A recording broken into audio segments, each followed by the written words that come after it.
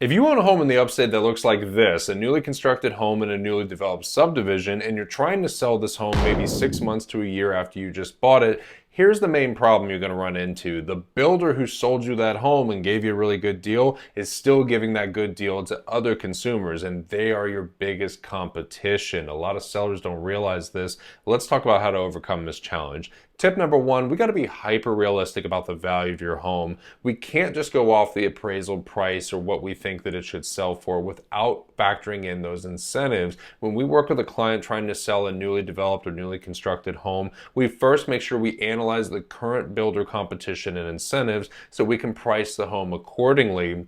And we want to be really realistic and make sure we calculate carefully what your break-even point is. If you may have to sell the home at a potential loss, we need to address that conversation up front and determine what your options are. Whether it's selling anyway, holding the property longer, or even renting it out will help you decide what's best and help you go from there. Tip number two, we got to go all out with marketing. You can't just list a home on the MLS like this and hope it's going to sell for top dollar. We've got to do open houses, we got to do marketing, we got to do advertising, we got to call people, we got to email our whole database.